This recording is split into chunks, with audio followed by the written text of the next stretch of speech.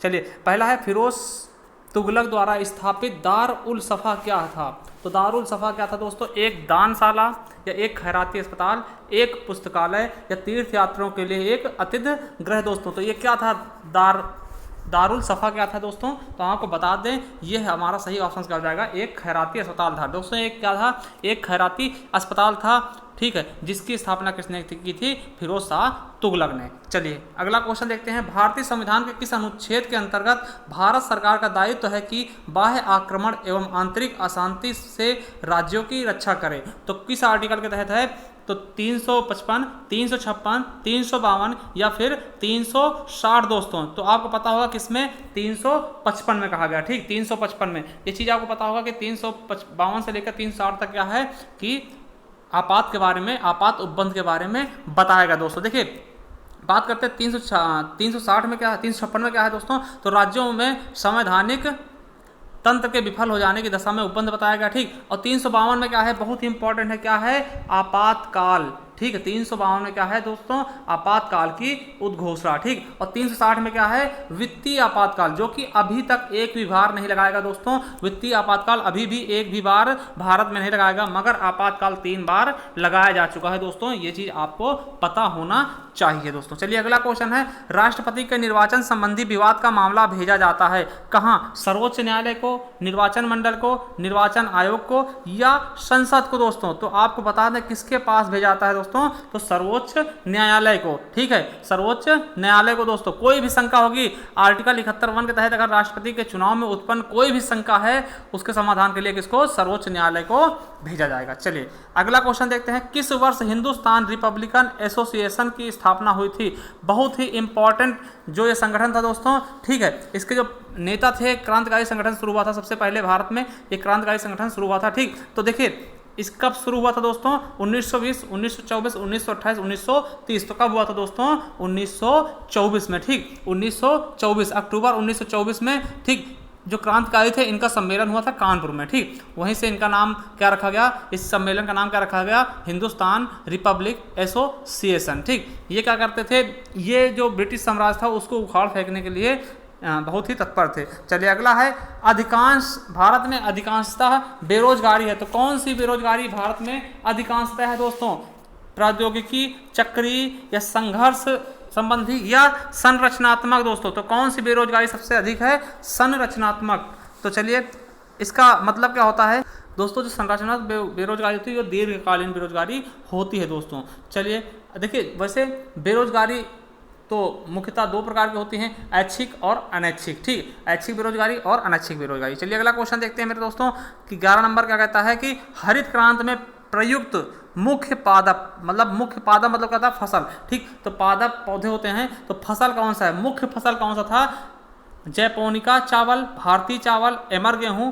या मैक्सिकन गेहूं दोस्तों। तो बहुत ही इंपॉर्टेंट क्वेश्चन आ गया दोस्तों, कौन सा होगा, मैक्सिकन गेहूं। देखिए ये किस प्रकार का गेहूं था, तो ये बता दें ये गेहूं के मैक्सिको से लाया गेहूं था, ये डॉर्फ तरह का था, ठीक। ये मतलब छोटे पौधे होते थे और बहुत ही ज़्यादा क्या करते थे, उत्पादन करते थे, ठीक है। और देखिए जिनका श्रेय क्या था, नोबेल पुरस्कार संबंधित, ये देखिए इनको श्रेय किसका जाता है, तो एक कृषि वैज्ञानिक थे नॉर्मन ई बोरलॉग, ठीक। उन्हें एकमात्र कृषि वैज्ञानिक वो थे जिन्हें नोबेल पुरस्कार भी दिया गया दोस्तों, ठीक। याद रखेंगे, एकमात्र कृषि वैज्ञानिक जिन्हें नोबेल पुरस्कार दिया गया कौन है, वो हरित क्रांति के जन्मदाता थे, कौन, नॉर्मन ई बोरलॉग, ठीक। नॉर्मन ई बोरलॉग, विश्व स्तर पर हरित क्रांति के जन्मदाता कौन थे, बोरलॉग जी, जिन्हें नोबेल पुरस्कार दिया गया, ठीक। एकमात्र कृषि वैज्ञानिक थे। उसके अलावा अगर भारत में पूछ ले तो एम एस स्वामीनाथन थे आपके हरित क्रांति के जन्मदाता दोस्तों। दोनों क्वेश्चन इंपॉर्टेंट है। चलिए अगला क्वेश्चन है, निम्नलिखित में से कौन सा तत्व परमाणु ईंधन की श्रेणी में नहीं आता। तो कौन सा नहीं आएगा, कैडमियम, थोरियम या फिर प्लेटिनम या फिर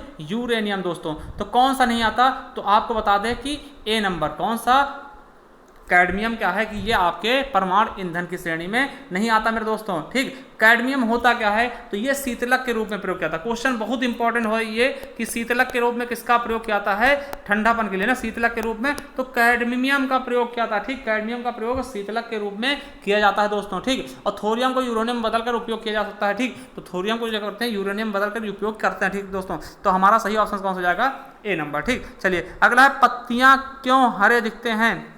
दोस्तों पत्तियां जो है हरी क्यों दिखती हैं? सारे वर्णों में प्रतिबिंब करता है, हरे वर्ण का प्रतिबिंब एवं बचे वर्णों का अवशोषण या पत्तों पर प्रकाश का कोई प्रभाव नहीं पड़ता, ये केवल हरे वर्ण का अवशोषण। दोस्तों इसका सही ऑप्शन कौन सा हो जाएगा? 2 नंबर। ठीक, पत्तियां क्यों हरे दिखते हैं? तो देखिए ये क्या होता है, हरे वर्ण का प्रतिबिंब एवं बचे वर्णों का अवशोषण करता है, तो इसीलिए क्या होता है पत्तियां हरी दिखती हैं। और अगर पूछ ले पत्तियों का रंग हरा क्यों होता है, तो क्लोरोफिल के कारण। ठीक, क्लोरोफिल के कारण पत्तियों का रंग हरा होता है दोस्तों, तो ये भी याद रख लेंगे। चलिए अगला क्वेश्चन है, रमन प्रभाव इफेक्ट मतलब क्या? प्रभाव के प्रयोग में यह विकसित किया गया। तो रमन प्रभाव बहुत ही अच्छे वैज्ञानिक थे, रमन सीवी रमन जी। ठीक, बहुत ही अच्छे इंडियन वैज्ञानिक थे, भारतीय मूल के। ठीक, तो ये रमन प्रभाव क्या था? ठीक, तो ये किसके उस पर इफेक्ट करता है? तो धूप के चश्मे। ठीक, किसमें विकसित किया गया? तो धूप के चश्मे दोस्तों। चलिए अगला क्वेश्चन देखते हैं, खाने का नमक NaCl किससे बनता है? जो खाने का नमक होता है उसका रासायनिक सूत्र क्या होता है? Sodium chloride. ठीक, NaCl दोस्तों। तो ये होता क्या है? कमजोर अम्ल और कमजोर क्षार से, मजबूत अम्ल और मजबूत क्षार से, या फिर कमजोर अम्ल और मजबूत क्षार से, या मजबूत अम्ल या कमजोर क्षार से। वेरी इंपॉर्टेंट क्वेश्चन है, ये क्वेश्चन भी आपके यूपी टेट सीटेट के लिए बहुत इंपॉर्टेंट होता है। तो हमारा पहला ऑप्शन दूसरा ऑप्शन बिल्कुल राइट होगा, मजबूत अम्ल और मजबूत क्षार से। चलिए अगला क्वेश्चन देखते हैं दोस्तों। अगला क्वेश्चन है मेरे दोस्तों कि जल की स्थायी कठोरता का कारण क्या है? कैल्शियम कार्बोनेट, दूसरा है कैल्शियम तथा मैग्नीशियम के क्लोराइड और सल्फेट, तीसरा है सोडियम तथा पोटेशियम के क्लोराइड और सल्फेट, या उपरोक्त में से कोई नहीं मेरे दोस्तों। तो सही ऑप्शन क्या हो जाएगा हमारा? बी नंबर, क्या? कैल्शियम तथा मैग्नीशियम के क्लोराइड और सल्फेट दोस्तों। अगला है प्रकाश संश्लेषण में सूर्य के प्रकाश का कौन सी रश्मियों का पर्णहरिम यानी क्लोरोफिल द्वारा सर्वाधिक उपयोग किया जाता है? तो किस कलर का जो है सबसे ज्यादा उपयोग क्लोरोफिल के रूप में किया जाता है दोस्तों? लाल, पीला, हरा या फिर नीला मेरे दोस्तों। तो कौन सा होता है सबसे ज्यादा, कौन सा किया जाता है? तो आपको बता दें लाल। ठीक, क्या होता है? लाल का प्रयोग सबसे ज्यादा किया जाता है दोस्तों। और अगर बात कर ले सबसे कम का किसका किया जाता है, तो बैंगनी कलर का। सबसे कम उपयोग किसका होता है क्लोरोफिल में? तो बैंगनी कलर का सबसे कम, और सबसे ज्यादा लाल का। दोनों चीज याद रखेंगे। अगला है बैसिलस यूरिनजेंसिस का प्रयोग होता है, तो कहाँ होता है दोस्तों? जैविक खाद, जैविक कीटनाशक, रासायनिक खाद या रासायनिक कीटनाशक दोस्तों। तो सही ऑप्शन क्या हो जाएगा हमारा? बी नंबर, किसमें? जैविक कीटनाशक में इसका प्रयोग किया जाता है। ठीक, जिसके जीन का नाम क्या है? CRY1 होता है। ठीक, CRY1 कहते हैं। ठीक, इसको। चलिए अगला है, बेरोजगारी समस्या से गरीबी बढ़ती है क्यों बढ़ती है गरीबी दोस्तों? तो इसका सही ऑप्शन क्या हो जाएगा? ए नंबर, गरीबी रेखा से नीचे रहने वालों की संख्या बढ़ती है। भाई बेरोजगारी बढ़ेगी तो लोगों के पास आमदनी नहीं होगी, तो आमदनी नहीं होगी तो क्या होंगे? गरीबी रेखा के नीचे अपने आप आते चले जाएंगे। चलिए अगला क्वेश्चन है, गर्म रुधिर वाले जंतु वे होते हैं जो अपने शरीर के तापक्रम को क्या करते हैं दोस्तों? तो अपने शरीर के जो तापक्रम होता है उसको क्या करते हैं? हमेशा एक सा बनाए रखते हैं। ठीक, वो हमेशा क्या करते हैं? एक सा ही बनाए रखते हैं, और वो किसलिए? वो क्या हो जाते हैं? फिर गर्म रक्त के प्राणी हो जाते हैं। ठीक, चलिए अगला क्वेश्चन देखते हैं दोस्तों। अगला क्वेश्चन क्या कहता है? Central arid zone research centre कहाँ स्थित है? तो कहाँ पे? हैदराबाद, जोधपुर, अहमदाबाद या फिर बंगलोर। तो दोस्तों कहाँ पर है? तो आपको बता दें जोधपुर। जोधपुर कहाँ पड़ता है आपका? राजस्थान में। ठीक, कहाँ पड़ता है दोस्तों? राजस्थान में। चलिए अगला क्वेश्चन है, निम्नलिखित में से कौन सा एक चाय में नहीं पाया था? कौन सा एक वो है द्रव्य वाचक है जो चाय में नहीं पाया था? थीन, कैफीन, टैनिन या फिर मार्फिन दोस्तों। तो कौन सा नहीं पाया था चाय में? तो आपका डी ऑप्शन, मार्फिन नहीं पाया था।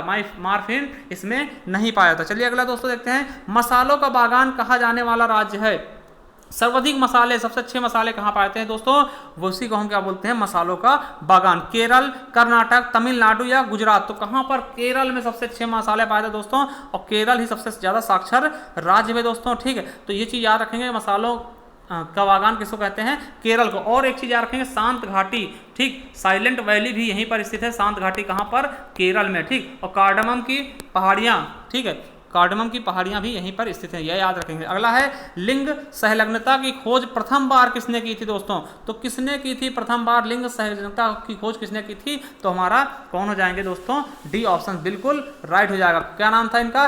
Thomas Hunt Morgan. Thomas Hunt Morgan ने लिंग सहलग्नता की खोज की थी। चलिए अगला है, मिर्च में रंग का विकास होता है, तो किस रंग का विकास होता है? मतलब जो लाल रंग की मिर्च होती है वो किसके कारण होते हैं? किस किसके कारण, जैसे क्लोरोफिल के कारण पत्तियां हरी होती हैं, तो मिर्च हरी या लाल किसके कारण होती है दोस्तों, इसके बारे में बताना है। ठीक, तो देखिए जो तीखापन होता है, तीखापन जो मिर्च में होता है, ठीक है, वो किसके कारण होता है, तो देखिए वो किसके कारण होता है, कैप्सिसिन के कारण ना, कैप्सिसिन के कारण। ठीक, इसके कारण क्या होता है, तीखापन होता है दोस्तों मिर्ची का। और देखिए जो लाल रंग होता है वो किसके होता है, हमारा बी ऑप्शन बिल्कुल राइट हो जाएगा दोस्तों, इसका हमारा बी ऑप्शन बिल्कुल राइट हो। देखिए तीखापन इससे होता है और जो लालपन होता है हमारा कैप्सिसिन के कारण होता है। चलिए अगला क्वेश्चन है, पपीते में प्रचुर होती है मात्रा, तो पपीते में किस विटामिन की मात्रा प्रचुर होती है, vitamin A, vitamin C, vitamin B, vitamin A दोस्तों। तो किसकी होती है, तो विटामिन ए की मात्रा बहुत ही अधिक पाई जाती है पपीते में दोस्तों। तो याद रखिएगा विटामिन ए जिससे रतौंधी होता है वो बहुत ही इंपॉर्टेंट होता है। चलिए रतौंधी के लिए पपीता आप खाइए। ठीक, अगला है, नदी में जल प्रदूषण के निर्धारण के लिए घुली हुई मात्रा मापी जाती है, तो किसमें मापी जाती है दोस्तों, तो हमारा सही ऑप्शन क्या हो जाएगा, ऑक्सीजन में। ठीक, चलिए अगला क्वेश्चन, आजकल सबसे अधिक प्रयुक्त होने वाली इनपुट डिवाइस कौन सी है, इनपुट डिवाइस, ठीक है, सबसे ज्यादा कौन सी प्रयोग होती है, motherboard, keyboard, central processor unit यानी सीपीयू या फिर सेमी कंडक्टर दोस्तों। तो कौन सी सबसे ज्यादा होती है, तो कीबोर्ड दोस्तों, कीबोर्ड सबसे ज्यादा प्रयोग में लाया जाता है। आपको पता होगा कीबोर्ड क्या करता है कि बाहर से हम अंदर की तरफ क्या करते हैं, आउटपुट देते हैं, मतलब इनपुट देते हैं। ठीक, चलिए अगला क्वेश्चन देखते हैं दोस्तों। अगला क्वेश्चन है, भारत की जनगणना 2011 के आंकड़ों के अनुसार निम्नलिखित में से किस राज्य में शिशु लिंगानुपात सर्वाधिक है, छत्तीसगढ़, हरियाणा, उत्तर प्रदेश या फिर पंजाब मेरे दोस्तों। तो कहां पर है सबसे ज्यादा, तो हमारा 129 का ए ऑप्शन बिल्कुल राइट हो जाएगा, कहां का, छत्तीसगढ़ का। छत्तीसगढ़ का क्या है, शिशु लिंगानुपात सर्वाधिक है दोस्तों। अब देखिए बात करते हैं उत्तर प्रदेश की, अगर बात कर लेते हैं उत्तर प्रदेश का किस जिले का शिशु लिंगानुपात सर्वाधिक है, तो बलरामपुर का। किसका दोस्तों, बलरामपुर का सबसे ज्यादा शिशु लिंगानुपात है दोस्तों। चलिए अगला है, चिपको आंदोलन संबंधित है पादप संरक्षण से या फिर बाघ परियोजना से, घड़ियाल परियोजना से या पादप प्रजनन से दोस्तों। तो आपको पता होगा जो चिपको आंदोलन होता है वो पेड़ों को बचाने के लिए होता है।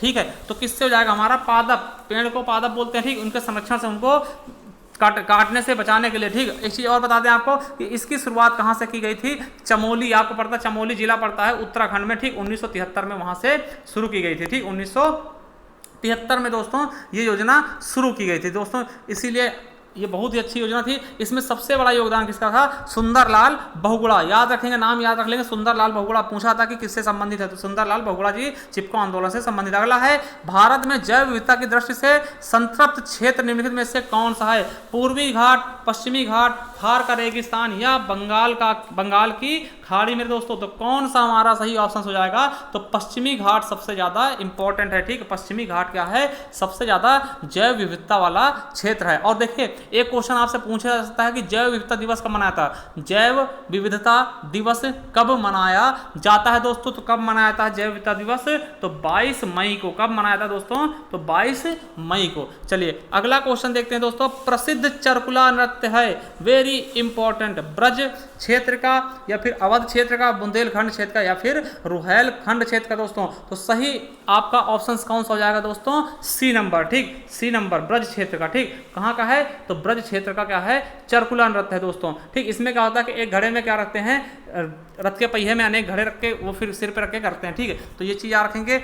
और 106 दीप जलाकर भी चरकुला नृत्य किया था। चलिए अगला है दोस्तों, देखते हैं, अति लोकप्रिय धार्मिक पत्रिका कल्याण प्रकाशित होता है, मथुरा, ऋषिकेश, गोरखपुर या फिर वाराणसी। कहां से प्रकाशित होता दोस्तों, वेरी इंपॉर्टेंट क्वेश्चन था। तो कहां से होता है ये, गोरखपुर से। ठीक, और किस प्रेस से, तो बता देंगे आपको, जो इसकी प्रेस है कहां से प्रकाशित होता है, तो गीता प्रेस ना, जो इसका नाम क्या है, गीता प्रेस गोरखपुर से। ठीक, गीता प्रेस गोरखपुर। ठीक, ये आपके लिए बहुत ही इंपॉर्टेंट है। चलिए अगला क्वेश्चन देखते हैं दोस्तों, निम्नलिखित में से किस फसल में उत्तर प्रदेश में सबसे बड़ा उत्पादक नहीं है दोस्तों, तो आलू, चावल, गन्ना या गेहूं। तो आपको बता दें किसमें नहीं है दोस्तों, चावल के उत्पादन में उत्तर प्रदेश पहले स्थान पर नहीं है दोस्तों। तो चावल के उत्पादन पे उत्तर प्रदेश का तीसरा स्थान था। ठीक, तो याद रखना, गेहूं और गन्ना और उसके आलू के मामले में प्रथम स्थान पर उत्तर प्रदेश है। चलिए अगला है, धौलपुर पावर परियोजना आधारित है, किससे है, लिग्नाइट पानी पर, सौर ऊर्जा पर या फिर गैस पर। तो इसका सही ऑप्शन क्या हो जाएगा?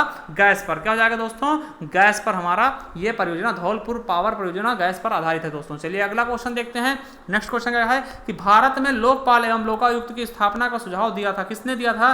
ठक्कर आयोग, सरकारिया आयोग, विधि आयोग या प्रशासनिक सुधार आयोग ने। तो किसके द्वारा दिया गया था दोस्तों? तो किसने दिया था? प्रशासनिक सुधार आयोग के द्वारा यह सुझाव दिया गया था दोस्तों। ठीक है, सबसे पहले किसके द्वारा दिया गया? और देखिए 1969 में लोकपाल विधेयक संसद में प्रस्तावित हुआ था। ठीक है, अब ये चीज़ें आप लोग समझ लेना। ठीक, तो किसके द्वारा दिया गया? हमारा सी नंबर सही होगा। अगला है न्याय दर्शन के प्रवर्तक कौन है? तो न्याय दर्शन के प्रवर्तक कौन है दोस्तों? तो हमारा सही ऑप्शन क्या हो जाएगा? गौतम। ठीक, कौन हो जाएंगे? गौतम। ठीक, ये याद रखेंगे। और देखिए जो कणाद हैं वो किसके हैं? तो वैश्विक दर्शन के। ठीक, याद रख लेंगे, वैश्विक दर्शन के। ठीक, वैशेषिक दर्शन के। ठीक, तो ये चीज़ भी याद रखेंगे, कणाद किसके हैं। ठीक, और कपिल किसके हैं? ये भी याद रखेंगे, कपिल किसके हैं? सांख्य दर्शन के ना, सांख्य दर्शक के। तो याद रखेंगे सांख्य। ठीक, ये चीज़ें, ये सरौता वाला सा हो जाएगा। ठीक, तो याद रख लेंगे। और जो गौतम थे, गौतम को पता ही आपका न्याय सूत्र, ठीक, जिसको बोलते हैं। चलिए अगला क्वेश्चन देखते हैं दोस्तों। निम्नलिखित में से कौन सी नदी मध्य प्रदेश से निकलती है और खंभात की खाड़ी में गिरती है दोस्तों? तो कौन सी नदी है जो मध्य प्रदेश से निकलेगी और खंभात की खाड़ी में गिरेगी दोस्तों? तो हमारा सी ऑप्शन हो जाएगा, माही नदी। ठीक, माही नदी हो जाएगी जो वहां से निकलती है और खंभात की खाड़ी में जा गिरती है दोस्तों। चलिए अगला है यूरोपीय आर्थिक समुदाय का मुख्यालय कहाँ है? तो यूरोपीय आर्थिक समुदाय का मुख्यालय कहाँ है दोस्तों? तो हमारा सही ऑप्शन हो जाएगा ब्रुसेल्स। ठीक, ब्रुसेल्स में है। और ब्रुसेल्स किस देश की राजधानी है दोस्तों? तो ये आपको हमें कमेंट बॉक्स में बताना है दोस्तों। चलिए अगला है जयप्रकाश नारायण को राष्ट्रीय स्तर के नेता की पहचान किस संदर्भ में मिली थी? तो जयप्रकाश नारायण को आप लोग जानते होंगे, तो इन्हें किस आधार पर मिली थी? तो आपको बता दें, भारत छोड़ो आंदोलन में इन्होंने बहुत ही बढ़ चढ़ के भाग लिया था दोस्तों। तो इसीलिए देखिए ये जो है उस समय जेल भी गए थे। ठीक है, तो इसीलिए यहाँ से इनका इन्हें मतलब बहुत ही ज़्यादा वो लोग जानने लगे थे। ठीक, तो ये चीज़ आप लोग इनके बारे में जान लीजिएगा। चलिए अगला क्वेश्चन देखते हैं दोस्तों। अगला क्वेश्चन है कि समुद्र तल पर पृथ्वी के केंद्र के सबसे निकट स्थान कौन सा है? उत्तरी ध्रुव, कर्क रेखा, मकर रेखा या भूमध्य रेखा दोस्तों? तो कौन सा हो जाएगा हमारा? उत्तरी ध्रुव। नॉर्थ पोल क्या है? सबसे समीप है किसके? आर्कटिक महासागर के पास ये स्थित है दोस्तों। ठीक, चलिए अगला क्वेश्चन देखते हैं। कुनैन जो मलेरिया के लिए एक प्रमुख दवा है, औषधि है, वह प्राप्त होती है। तो किससे प्राप्त होती है दोस्तों? तो सिनकोना से। किससे? सिनकोना से ये दोस्तों प्राप्त होती है। सिनकोना क्या है? एक आवृत्त बीजी पौधा है। ठीक, तो सिनकोना होता है, उसकी छाल से कुनैन नामक औषधि प्राप्त की जाती है। और ये औषधि क्या होती है? मलेरिया के लिए बहुत ही लाभदायक होती है, उसके उपचार के लिए बहुत ही ज़्यादा प्रभावी होती है। चलिए अगला है निम्नलिखित में से किसने 1872 में नेटिव मैरिट एक्ट को पारित कराने में महत्वपूर्ण भूमिका निभाई थी दोस्तों? तो किसने? देवेंद्र नाथ टैगोर ने या ईश्वर चंद्र विद्यासागर ने या केशव चंद्र सेन ने या फिर श्याम चंद्र दास ने दोस्तों? तो कौन सा हो जाएगा हमारा? सी नंबर सही हो जाएगा, केशव चंद्र ने, केशव चंद्र सेन ने। देखिए नेटिव मैरिज एक्ट को क्या बोलते हैं? सिविल मैरिज एक्ट कहते हैं। देखिए इसमें इसके तहत क्या था कि 14 वर्ष से कम आयु तथा 18 वर्ष से कम आयु के लड़कों का विवाह वर्जित कर दिया गया था ना। मतलब 14 वर्ष से अगर कम आयु की लड़कियां हैं और 18 वर्ष से कम आयु के लड़के हैं तो उनको उनके जो शादी थी उसको रद्द कर दिया जाएगा। ठीक, इस ये चीज़ कहा गया था। चलिए ये आपके देखिए आपके 38 क्वेश्चन यहाँ तक हो गए हैं। ठीक है, अब 39वां क्वेश्चन आपके लिए छोड़ जाते हैं। आपको इसका आंसर बताना और ये भी बताना कि आपने कितने क्वेश्चन सही किए हैं दोस्तों।